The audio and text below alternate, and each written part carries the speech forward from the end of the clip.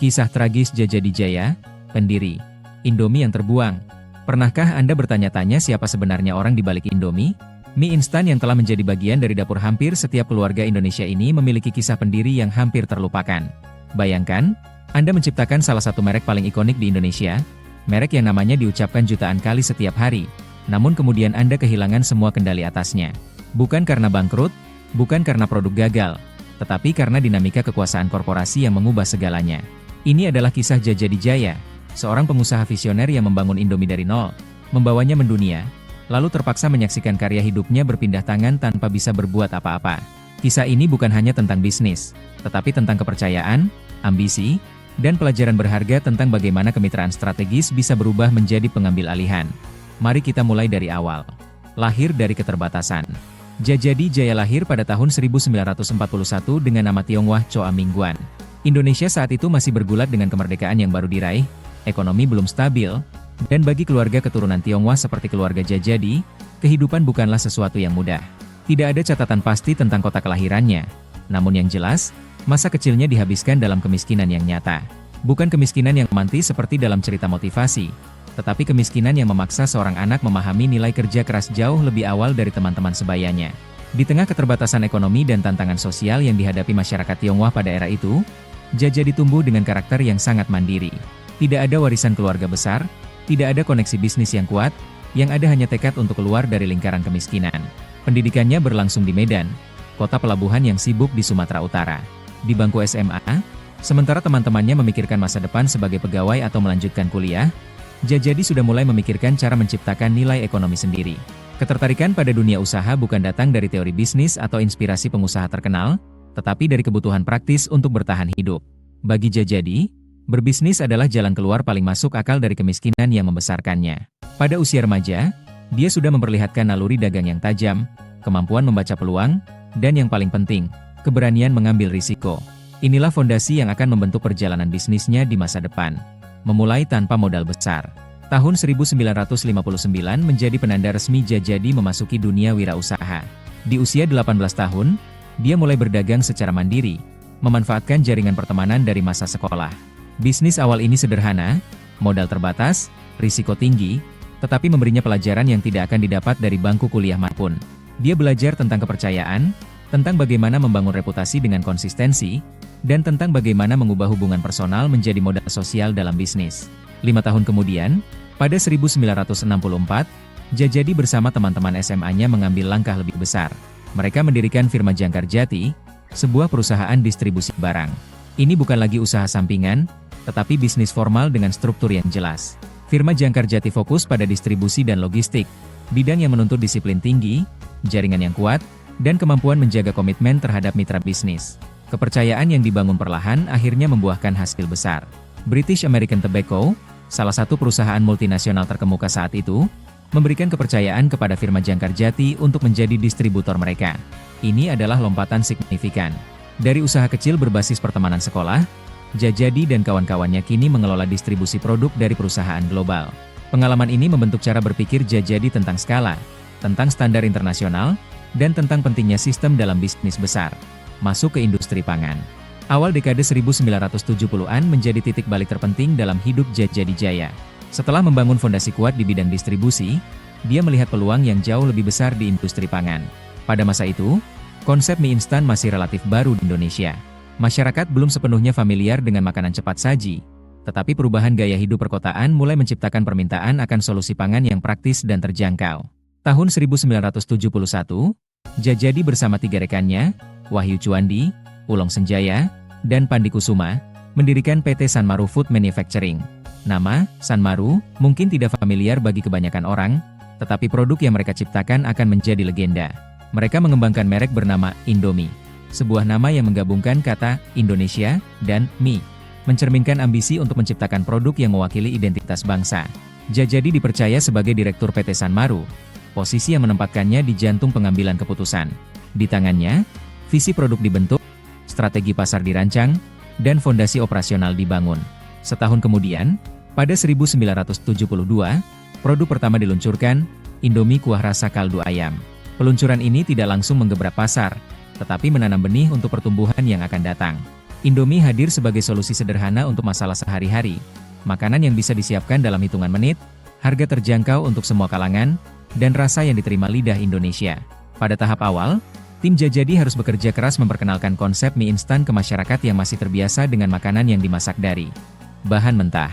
Edukasi pasar, pembangunan jaringan distribusi, dan konsistensi kualitas menjadi fokus utama periode 1971 hingga 1978. Ekspansi yang menentukan. Momentum Indomie mulai terlihat jelas memasuki akhir 1970-an. Produk yang awalnya dilihat sebagai alternatif praktis mulai menjadi pilihan utama, terutama di kalangan pekerja dan mahasiswa.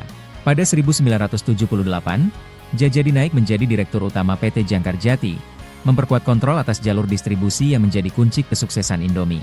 Integrasi antara produksi dan distribusi memberikan keunggulan kompetitif yang sulit ditandingi pesaing. Tahun 1982 menjadi tahun penting dalam sejarah Indomie. Pertama, diluncurkan Indomie kuah kari ayam, menunjukkan strategi diversifikasi rasa untuk menjangkau selera konsumen yang lebih luas. Kedua, dan ini yang paling monumental, Indomie mulai diekspor ke luar negeri. Brunei Darussalam, Singapura, Malaysia, Australia, Amerika Serikat, dan beberapa negara Eropa menjadi pasar internasional pertama Indomie. Ekspor ini bukan sekadar menambah volume penjualan, tetapi membuktikan bahwa produk buatan Indonesia bisa bersaing di pasar global. Di tengah era ketika Indonesia masih dicap sebagai negara berkembang dengan produk berkualitas rendah, Indomie berhasil menembus supermarket di negara-negara maju. Ini adalah pencapaian luar biasa yang menempatkan nama Jajadi Jaya dalam sejarah industri pangan Indonesia. Momentum terus berlanjut. Tahun 1983, Indomie goreng diluncurkan. Jika Indomie kuah adalah pionir, maka Indomie goreng adalah game changer. Varian ini membuka segmen pasar baru dan menjadi produk signature yang akan membuat Indomie dikenal hingga seluruh dunia. Kombinasi bumbu yang unik, kemasan praktis, dan konsistensi rasa membuat Indomie goreng tidak hanya populer di Indonesia, tetapi menjadi cult product di berbagai negara. Periode 1978 hingga 1983 adalah zaman keemasan Jajadi Jaya. Dia bukan lagi wirausaha kecil dari Medan, tetapi pemimpin industri pangan nasional yang produknya mulai mendunia. Namun, kesuksesan besar ini juga mulai menarik perhatian pemain yang jauh lebih besar, pemain yang memiliki modal, jaringan, dan kekuatan politik yang luar biasa. Ketika raksasa datang mengetuk, tahun 1984 menjadi awal dari babak baru yang akan mengubah segalanya. Salim Group, konglomerat terbesar di Indonesia yang dipimpin oleh Liem Sio Leong, melihat potensi luar biasa Indomie. Bagi Salim Group, Indomie bukan sekadar merek mie instan yang laku, tetapi aset strategis yang bisa menjadi pilar bisnis pangan mereka. Mereka datang dengan tawaran kerjasama yang pada awalnya terlihat menguntungkan semua pihak. Salim Group menawarkan akses ke jaringan pasokan bahan baku yang lebih murah dan stabil, modal untuk ekspansi lebih cepat, dan jaringan distribusi yang jauh lebih luas. Bagi Jajadi, tawaran ini menarik. Dia tahu bahwa untuk membawa Indomie ke level berikutnya, dia membutuhkan kekuatan yang lebih besar dari yang bisa disediakan oleh Sanmaru dan Jangkar Jati. Namun, dia juga harus tahu bahwa berpartner dengan raksasa seperti Salim Group berarti memasuki permainan dengan aturan yang sangat berbeda. Sebagai bentuk kerjasama, dibentuklah PT Indofood Interna Corporation, perusahaan patungan yang secara khusus mengelola Indomie.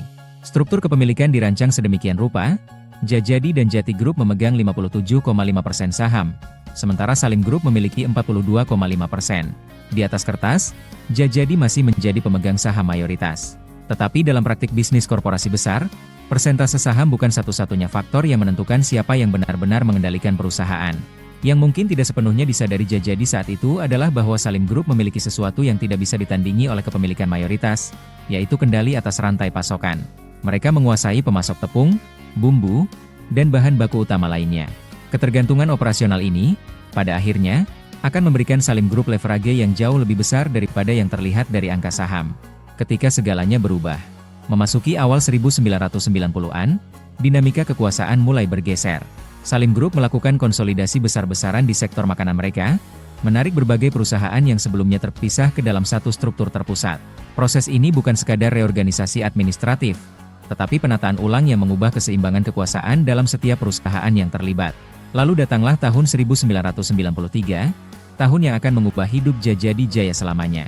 Muncul permasalahan internal terkait keuangan, sebuah situasi yang detail teknisnya tidak pernah sepenuhnya terbuka untuk publik, namun cukup signifikan untuk menjadi alasan Salim Group mengambil langkah drastis. Dalam situasi yang tidak jelas dan penuh tekanan, Jajadi dan rekan-rekannya dipaksa untuk melepaskan seluruh saham mereka.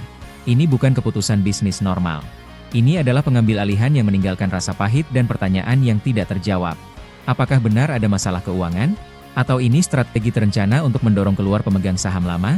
Yang jelas, dalam waktu singkat, Jajadi kehilangan semua kendali atas Indomie.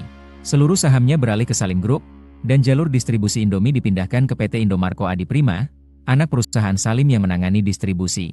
Bayangkan perasaan Jajadi saat itu. Dia membangun Indomie dari nol, mengembangkannya selama lebih dari 2 dekade, membawanya ke pasar internasional, dan kini dia hanya bisa menyaksikan dari luar bagaimana merek ciptaannya terus berkembang tanpa dirinya. Nama, Indomie, tetap hidup dan bahkan semakin besar. Tetapi Jajadi Jaya, sang pendiri, telah menjadi catatan kaki dalam sejarah yang jarang disebutkan. Perjuangan yang sia-sia. Jajadi tidak menerima begitu saja apa yang terjadi. Dia merasa dikhianati, merasa proses pengambil alihan tidak adil, dan dia memutuskan untuk berjuang melalui jalur hukum. Dia mengajukan gugatan ke Pengadilan Negeri Jakarta Selatan, menuntut pembatalan transaksi penjualan saham dengan alasan dilakukan di bawah tekanan. Dia juga menuntut ganti rugi sebesar 620 miliar rupiah, angka yang sangat besar pada masa itu. Gugatan ini bukan sekadar soal uang. Ini adalah perjuangan untuk keadilan, untuk pengakuan atas kontribusinya, dan untuk membuktikan bahwa apa yang terjadi pada 1993 adalah kesalahan yang harus diperbaiki. Namun, realitas hukum Indonesia, terutama ketika berhadapan dengan konglomerat sekuat Salim Group, sangat berbeda dengan harapan keadilan yang ideal. Proses hukum berlangsung lama dan melelahkan. Tahun demi tahun berlalu, harapan naik dan turun. Tetapi pada akhirnya, pada tahun 2005, Mahkamah Agung memutuskan menolak seluruh gugatan Jajadi. Pengadilan menyatakan tidak ada cacat hukum dalam transaksi yang terjadi. Dengan keputusan ini, perjuangan legal Jajadi berakhir dengan kekalahan total. Dari 1993 hingga 2005, 12 tahun hidup Jajadi Jaya dihabiskan dalam ketidakpastian dan pertarungan legal yang menguras energi. Dan pada akhirnya, dia harus menerima kenyataan pahit bahwa Indomie tidak akan pernah kembali ke tangannya. Merek yang dia bangun sekarang sepenuhnya milik orang lain, dan tidak ada yang bisa dia lakukan untuk mengubahnya. Bangkit dari kehancuran. Banyak orang akan hancur setelah mengalami apa yang dialami Jajadi. Kehilangan karya hidup, kalah dalam pertarungan hukum yang panjang, dan melihat orang lain menikmati kesuksesan dari apa yang pernah dia bangun. Tetapi Jajadi memilih untuk tidak berhenti. Dia masih memiliki satu aset yang tidak bisa diambil siapapun, yaitu pengalaman dan pengetahuan tentang industri mie instan. Jajadi mengalihkan fokusnya ke PT Jakaranatama, perusahaan yang dia dirikan pada 1980 dan masih berada di bawah kendalinya. Melalui perusahaan ini, dia mengembangkan merek baru, Mie Gaga. Produk ini tidak akan pernah sebesar Indomie, dan Jajadi mungkin tahu itu sejak awal. Tetapi Mie Gaga adalah bukti bahwa dia tidak menyerah, bahwa dia masih relevan, dan bahwa pengalaman bertahun-tahun membangun Indomie masih bernilai. PT Jakaranatama juga melakukan diversifikasi, memproduksi makanan kalengan, sosis, dan bumbu penyedap. Strategi ini lebih defensif daripada ekspansif, fokus pada keberlangsungan jangka panjang daripada dominasi pasar. Pada 2006, Jajadi mundur dari operasional harian dan menjadi komisaris, memberikan ruang bagi generasi berikutnya untuk mengelola perusahaan. Hari ini, nama Jajadi Jaya jarang disebut ketika orang membicarakan Indomie. Di kemasan Indomie, tidak ada namanya. Di iklan-iklan Indomie yang ceria dan penuh warna, tidak ada cerita tentang pria yang memulai semuanya. Sejarah telah menulis ulang narasi Indomie, dan dalam versi resminya, Jajadi hanyalah bagian kecil dari cerita yang lebih besar tentang kesuksesan Indofood. Pelajaran yang tertinggal. Kisah Jajadi Jaya adalah pengingat keras tentang realitas dunia bisnis. Membangun merek yang sukses tidak menjamin Anda akan tetap mengendalikannya. Kemitraan strategis yang terlihat menguntungkan bisa berubah menjadi jebakan ketika perbedaan kekuatan terlalu besar. Dan dalam dunia korporasi besar, kontrol operasional seringkali lebih penting daripada kepemilikan mayoritas saham. Bagi para pengusaha muda yang bermimpi membangun bisnis besar, kisah ini menawarkan pelajaran penting. Pertama, lindungi kendali operasional Anda, terutama atas rantai pasokan dan distribusi. Kedua, pahami dengan jelas syarat dan konsekuensi dari setiap kemitraan strategis. Ketiga, jangan pernah berasumsi bahwa kesuksesan produk Anda akan otomatis melindungi posisi Anda di perusahaan. Dan mungkin yang paling penting, kisah Jajadi mengajarkan kita tentang resiliensi. Setelah kehilangan segalanya, dia tidak menghilang. Dia tidak menyalahkan nasib atau berhenti berkarya. Dia bangkit, memulai lagi, dan terus berkontribusi di industri yang dia cintai. Itu adalah bentuk kemenangan yang berbeda, bukan kemenangan yang gemerlap atau yang akan ditulis di buku sejarah, tetapi kemenangan personal atas kekalahan yang sangat pahit. Indomie hari ini adalah merek global dengan omset triliunan rupiah. Produk ini telah menjadi ikon budaya Indonesia, diekspor ke puluhan negara, dan dicintai oleh jutaan orang di seluruh dunia. Tetapi di balik setiap bungkus Indomie yang Anda buka, Ada kisah tentang seorang pria bernama Djajadi Jaya yang memulai semuanya, lalu terpaksa melepaskannya. Jika kisah Djajadi Jaya ini membuka mata Anda tentang realitas keras dunia bisnis dan pentingnya melindungi apa yang Anda bangun, tekan tombol like sekarang. Tuliskan di kolom komentar, menurut Anda, apa yang seharusnya dilakukan Djajadi secara berbeda untuk mempertahankan kendali atas Indomie? Apakah Anda pikir dia membuat keputusan yang salah dengan bermitra dengan Salim Group? Atau ini adalah langkah yang tak terhindarkan untuk pertumbuhan? Bagikan video ini kepada teman-teman dan keluarga Anda, terutama mereka yang berbisnis atau bermimpi menjadi pengusaha. Kisah ini adalah pelajaran berharga yang jarang diajarkan di sekolah bisnis manapun. Dan jangan lupa subscribe channel ini untuk mendapatkan lebih banyak kisah bisnis Indonesia yang menginspirasi sekaligus memberikan pelajaran nyata. Karena di balik setiap merek besar, selalu ada kisah manusia yang